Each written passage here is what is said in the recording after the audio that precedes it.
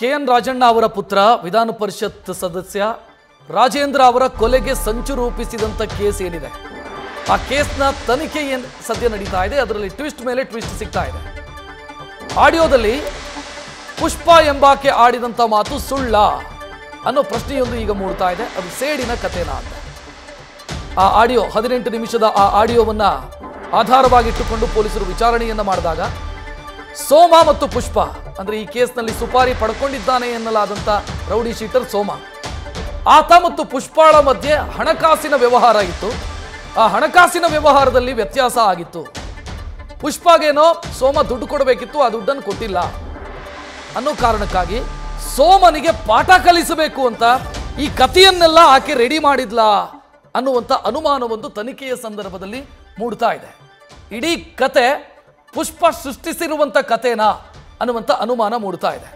ಯಾಕಂತಂದ್ರೆ ಇಬ್ಬರ ನಡುವಿನ ವೈಷಮ್ಯ, ಆ ವೈಷಮ್ಯದ ವಿಚಾರಕ್ಕೆ ಸುಖಾಸುಮ್ಮನೆ ರಾಜೇಂದ್ರ ಅವರನ್ನ ಕೊಲ್ಲೋದಕ್ಕೆ ಸಂಚು ರೂಪಿಸಲಾಗಿತ್ತು ಅನ್ನುವಂಥ ಕಥೆಯನ್ನ ಪುಷ್ಪ ರೆಡಿ ಮಾಡಿದ್ಲಾ ಅನ್ನೋ ಅನುಮಾನವೊಂದು ಪೊಲೀಸರ ತನಿಖೆಯ ಸಂದರ್ಭದಲ್ಲಿ ವ್ಯಕ್ತವಾಗ್ತಾ ಇದೆ.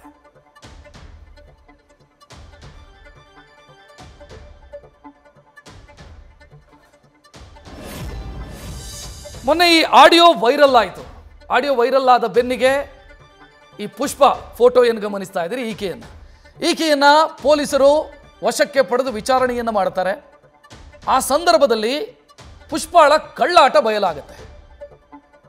ಹೇಗೆ ಅಂತಂದ್ರೆ ಸೋಮನ ವಿರುದ್ಧದ ಸೇಡಿಗೋಸ್ಕರ ಪುಷ್ಪ ಈ ಕಥೆಯನ್ನು ರೆಡಿ ಮಾಡ್ದಂಗೆ ಪೊಲೀಸರಿಗೆ ಅನುಮಾನ. ಯಾಕಂತಂದ್ರೆ ಸೋಮ ಮತ್ತು ಪುಷ್ಪ ಮಧ್ಯೆ ಹಣಕಾಸಿನ ವ್ಯವಹಾರ ಇತ್ತು ಮತ್ತು ಅದರಲ್ಲಿ ಸಮಸ್ಯೆ ಆಗಿತ್ತು. ಸೋಮ ಏನೋ ದುಡ್ಡು ಕೊಡದೆ ವಂಚಿಸಿದ್ದ ಪುಷ್ಪಾಳಿಗೆ, ಈತನಿಗೆ ಪಾಠ ಕಲಿಸಬೇಕು ಅನ್ನೋ ಕಾರಣಕ್ಕಾಗಿ ಸೋಮನ ವಿರುದ್ಧ ಈ ಕಥೆಯನ್ನು ಆಕೆ ರೆಡಿ ಮಾಡಿದ್ದಾಳೆ. ಸೋಮನನ್ನು ಜೈಲಿಗೆ ಕಳಿಸಬೇಕು ಅನ್ನುವಂಥ ಪ್ಲಾನು ಪುಷ್ಪಾಳದ್ದು.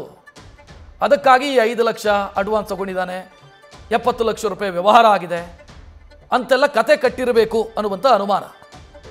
ಯಾಕಂತಂದ್ರೆ ಪೊಲೀಸರು ಸೋಮ ಮತ್ತು ಉಳಿದ ಆರೋಪಿಗಳ ಬ್ಯಾಂಕ್ ಬ್ಯಾಲೆನ್ಸು ಕೂಡ ಚೆಕ್ ಮಾಡಿದ್ದಾರೆ, ಬ್ಯಾಂಕ್ ವ್ಯವಹಾರವನ್ನು ಕೂಡ ಚೆಕ್ ಮಾಡಿದ್ದಾರೆ. ಅದರಲ್ಲಿ ಈ ರೀತಿಯ ದುಡ್ಡಿನ ವ್ಯವಹಾರ ಆಗಿದ್ದು ಕಂಡು ಬಂದಿಲ್ಲ. ಸೊ ಇದೆಲ್ಲವೂ ಕೂಡ ಈಕೆಯೇ ಸೃಷ್ಟಿ ಮಾಡಿರುವಂಥ ಕತೆ ಅನ್ನೋದು ಈ ಹಂತದಲ್ಲಿ ಪೊಲೀಸರನ್ನು ಕಾಡ್ತಾ ಇರುವಂಥ ಅನುಮಾನ.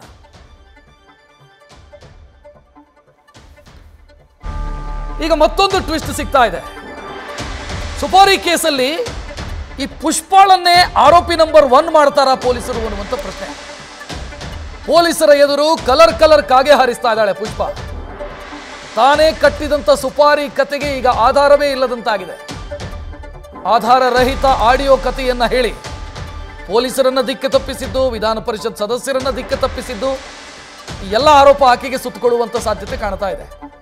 ಅದರಿಂದಾಗಿ ಈ ಕೇಸಲ್ಲಿ ಪುಷ್ಪಾಳನ್ನೇ A1 ಮಾಡುವಂಥ ಸಾಧ್ಯತೆ ಸದ್ಯ ಕಾಣಿಸ್ತಾ ಇದೆ. ಅಂದರೆ ಪೊಲೀಸರ ದಿಕ್ಕು ತಪ್ಪಿಸಿರೋದು, ಸುಖಾಸುಮ್ಮನೆ ಸುಳ್ಳು ಸುಪಾರಿ ಕಥೆಯನ್ನು ಹೇಳಿರೋದು, ಅದು ಕೂಡ ಒಬ್ಬ ಸಚಿವರ ಪುತ್ರ, ಅವರು ಕೂಡ ವಿಧಾನ ಪರಿಷತ್ನ ಸದಸ್ಯರು, ಅಂಥವರ ಹೆಸರನ್ನ ಸುಖಾಸುಮ್ಮನೆ ದುರ್ಬಳಕೆ ಮಾಡಿಕೊಂಡಿರೋದು ತನ್ನ ವೈಷಮ್ಯಕ್ಕೋಸ್ಕರ, ತಾನು ಸೇಡು ತೀರಿಸಿಕೊಳ್ಳಬೇಕು ಅನ್ನೋ ಕಾರಣಕ್ಕಾಗಿ ಇವಳ ವಿರುದ್ಧ ಆರೋಪಿ ನಂಬರ್ 1 ಅಥವಾ FIR ದಾಖಲಿಸಿ ಈಕೆಯನ್ನೇ ಆರೋಪಿ ನಂಬರ್ 1 ಮಾಡುವಂಥ ಸಾಧ್ಯತೆ ಇದೆ. ಹೆಚ್ಚಿನ ಡೀಟೇಲ್ ನೀಡೋದಕ್ಕೆ ನಮ್ಮ ಪ್ರತಿನಿಧಿ ಮಧು ಫೋನ್ ಸಂಪರ್ಕದಲ್ಲಿ.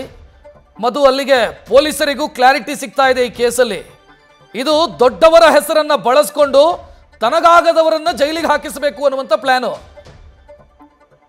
ಖಂಡಿತವಾಗ್ಲು ರಕ್ಷತ್, ಈ ಇಡೀ ಪ್ರಕರಣವನ್ನು ನೋಡಿದ್ರೆ ಈಗಾಗಲೇ ಪುಷ್ಪಾಳನ್ನ ಅರೆಸ್ಟ್ ಮಾಡಿ ಅಂದ್ರೆ ಪೊಲೀಸರು ವಶಕ್ಕೆ ಪಡೆದೇ 4-5 ದಿನಗಳಾಗಿದೆ. 4-5 ದಿನಗಳಿಂದ ಒಂದೊಂದಾಗಿ ಬೇರೆ ಬೇರೆ ವಿಚಾರಗಳು ಹೊರಬರ್ತಾ ಇದೆ. ಇವೆಲ್ಲವನ್ನ ನೋಡಿದ್ರೆ ಪುಷ್ಪ ಈಗ ಏನು ಕಥೆಯನ್ನ ಕಟ್ಟಿದ್ಲು ಆಡಿಯೋದಲ್ಲಿ, ಅವರ ಮೂಲ ಉದ್ದೇಶ ಏನಾಗಿತ್ತು ಅಂತಂದ್ರೆ ಪುಷ್ಪ ಈಗಾಗಲೇ 2023ರಲ್ಲಿ ನಡೆದಂತ ಒಂದು ದರೋಡೆ ಪ್ರಕರಣದಲ್ಲಿ ಸೋಮನ ಜೊತೆ ಭಾಗಿಯಾಗಿರ್ತಾಳೆ. ಅದಾದ ಬಳಿಕ ಸೋಮನಿಗೂ ಮತ್ತು ಪುಷ್ಪಳಿಗೂ ಒಂದು ಗ್ಯಾಪ್ ಕ್ರಿಯೇಟ್ ಆಗಿರುತ್ತೆ, ಅಲ್ಲಿಂದ ಸೋಮನಿಂದ ದೂರ ಆಗಿರ್ತಾಳೆ. ಆದ್ರೆ ಇದಕ್ಕಿಂತ ಮುಂಚಿತವಾಗಿ ಸೋಮ ಒಂದಷ್ಟು ಹಣದ ವ್ಯವಹಾರವನ್ನ ಕೂಡ ಪುಷ್ಪಾಳ ಜೊತೆ ಮಾಡಿದ್ದ ಅನ್ನುವಂತ ಅನುಮಾನಗಳು ವ್ಯಕ್ತ ಆಗ್ತಾ ಇದೆ. ಸೊ ಆ ಹಣವನ್ನ ಯಾವಾಗ ಸೋಮ ಪುಷ್ಪಳಿಗೆ ವಾಪಸ್ ಕೊಟ್ಟಿರೋದಿಲ್ಲ, ಹಾಗಾಗಿ ಸೋಮನ ಮೇಲೆ ಏನಾದ್ರೂ ಒಂದು ಸೇಡು ತೀರಿಸಿಕೊಳ್ಬೇಕು ಅನ್ನುವಂತ ಹಿನ್ನೆಲೆಯಲ್ಲಿ ಪುಷ್ಪ ಈ ರೀತಿಯಾಗಿ ಒಂದು ಆಡಿಯೋದಲ್ಲಿ ಅದರಲ್ಲೂ ಕೂಡ ದೊಡ್ಡವರು ಅಂದ್ರೆ ಸಚಿವರ ಪುತ್ರನ ಹೆಸರನ್ನ ತಗೊಳ್ಳೋದಾಗಿರ್ಬೋದು, ಅದ್ರ ಜೊತೆಗೆ ಬೇರೆ ರೌಡಿ ಶೀಟರ್ಗಳ ಹೆಸರುಗಳನ್ನ ತೆಗೆದುಕೊಳ್ಳೋದಾಗಿರ್ಬೋದು, ಈ ರೀತಿಯಾಗಿ ಮಾಡಿ ಸೋಮನನ್ನ ಆ ಒಂದು ಪ್ರಕರಣದಲ್ಲಿ ಸಿಗಾಕಿಸ್ಬೇಕು ಅನ್ನುವಂತ ಹಿನ್ನೆಲೆಯಲ್ಲಿ ಈ ರೀತಿಯಾಗಿ ಮಾಡಿದಾಳೆ ಅನ್ನುವಂಥದ್ದು ಈಗ ಪೊಲೀಸರ ವಿಚಾರಣೆಯಿಂದ ತಿಳಿದು ಬರ್ತಾ ಇರುವಂತ ಅಂಶ. ಇಲ್ಲೆಲ್ಲವನ್ನು ನೋಡಿದ್ರೆ ಇಲ್ಲಿ ಸ್ಕ್ರೀನ್ ಪ್ಲೇ, ಡೈರೆಕ್ಷನ್ ಮತ್ತು ಕತೆ, ಚಿತ್ರಕಥೆ ಈ ರೀತಿಯಾಗಿ ಏನೇನು ಈ ಒಂದು ಪ್ರಕರಣದಲ್ಲಿ ನಡೀತಾ ಇದೆ ಇದೆಲ್ಲವನ್ನು ಪುಷ್ಪನೇ ಕ್ರಿಯೇಟ್ ಮಾಡಿದಾಳೆ ಅನ್ನುವಂತ ಅನುಮಾನಗಳು ಈಗ ಪೊಲೀಸರಿಗೆ ವ್ಯಕ್ತವಾಗ್ತಾ ಇರೋದು.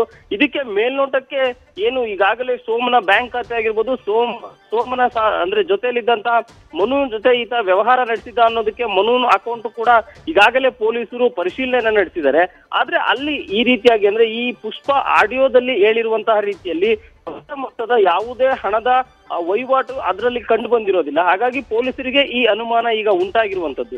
ಯಾಕೆ ಅಂತಂದ್ರೆ ಈಗಾಗಲೇ ಅಮೌಂಟ್ ಬಂದಿರುವಂತಹ ಮಾಹಿತಿಯನ್ನ ಆಡಿಯೋದಲ್ಲಿ ಲೀಕ್ ಮಾಡಿದ್ದು ಕೂಡ ಇದೇ ಪುಷ್ಪ ಆಗಿರೋದ್ರಿಂದ ಇಲ್ಲಿ ಸೋಮನ ಹೆಸರನ್ನ ತೆಗೆದುಕೊಂಡು ಸೋಮನ ವಿರುದ್ಧ ಅಂದ್ರೆ ಸೋಮನನ್ನೇ ಆರೋಪಿ ನಂಬರ್ 1 ಆರೋಪಿ ಮಾಡಿ ಈ ರೀತಿಯಾಗಿ ಆತನನ್ನ ಸಿಗಾಕಿಸಬೇಕು, ತನ್ನ ಸೇಡನ್ನ ತೀರಿಸ್ಕೋಬೇಕು ಅಂತೇಳಿ ಪುಷ್ಪ ಹೊರಟಿರುವಂತದ್ದು ಈಗ ಮೇಲ್ನೋಟಕ್ಕೆ ಅಂದ್ರೆ ಪೊಲೀಸರಿಗೆ ಈಗ ಸದ್ಯದ ಮಾಹಿತಿಯಲ್ಲಿ ಸಿಗ್ತಾ ಇರುವಂತದ್ದು. ರಕ್ಷತ್, ಥ್ಯಾಂಕ್ ಯು ಮಧು ಮಾಹಿತಿಗೆ. ನ್ಯೂಸ್ ಫಸ್ಟ್ ನಿರ್ಭೀತಿಯಿಂದ ನಿಮ್ಮ ಪರವಾಗಿ.